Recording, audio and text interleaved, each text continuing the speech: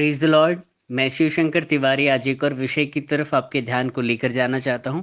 ये विषय है हमारे उन तमाम कष्टों और उन तमाम पीड़ाओं के बारे में जो कि हमारे सहने से बाहर होती चली जा रही।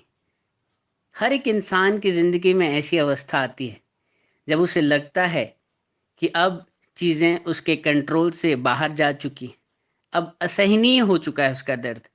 उस अवस्था में, उस क्लेश की घड़ी में हमें ऐसा क्या करना चाहिए जिससे हमें सुकून मिले, जिससे हमारा विश्वास जो है वो स्थिर रह सके। इसके लिए जो बात पवित्र आत्मा ने मुझे सिखाई, वो बात मैं आपके साथ भी शेयर करना चाहता हूँ, जिसे करने के बाद सचमुच में मैंने अपने अंदर एक नए विश्वास को, एक नए ढाढ़स को, एक नए हियाव को पाया। जब भी कभी परेशानी जीवन में आपके आए, मैं आपसे अनुरोध करूँगा कि आप क्रूस की तरफ देखना शुरू करें। आप प्रभु यीशु मसीह की उस देह को जो क्रूस पर कीलों से ठोक दी गई थी, उसे ध्यान करें। उसकी पीड़ाओं के बारे में आप पढ़ना शुरू करें, उसकी पीड़ाओं के बारे में आप मनन करना शुरू करें, उसे इमेजिन करना शुरू करें। आप देखेंगे कि जैसे जैसे आप क्रूस की ओर ध्यान लगाते हैं, यीशु मसीह की उन पीड़ाओं के बारे में सोचते हैं, आपको जो आपका दुख है वो कम लगने लगता है। बाइबल कहती है कि तुम अब तक किसी भी ऐसी परीक्षा में नहीं पड़े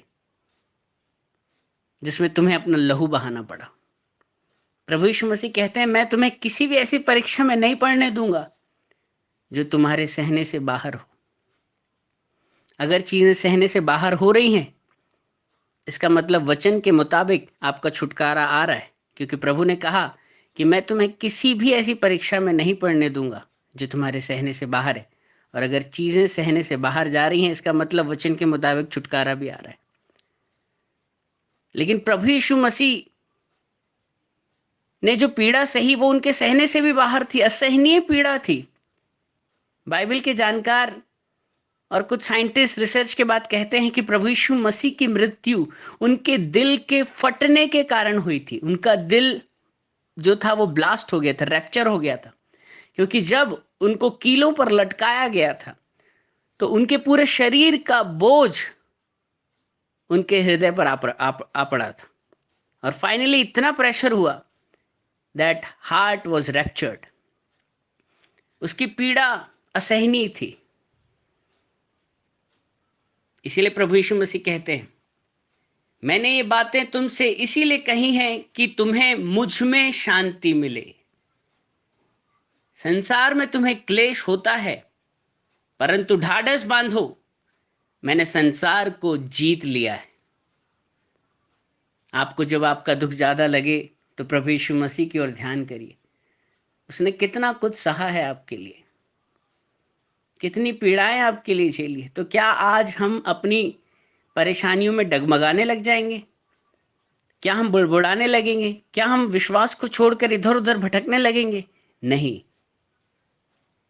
कितना भी कष्ट क्यों ना आए, आपको ढाढ़स बांधना है। प्रभु यीशु मसीह कहते हैं कि मैं संसार के अंत तक तुम्हारे साथ हूं, मैं ना कभी तुम्हें छोड़ूंगा ना कभी त्यागूंगा। यीशु मसीह के उन कष्टों को याद करिए, यीशु मसीह की उन पीड़ाओं को याद करिए जो उसने आपके लिए सही है। आपको यीशु मसीह में शांति मिलेगी।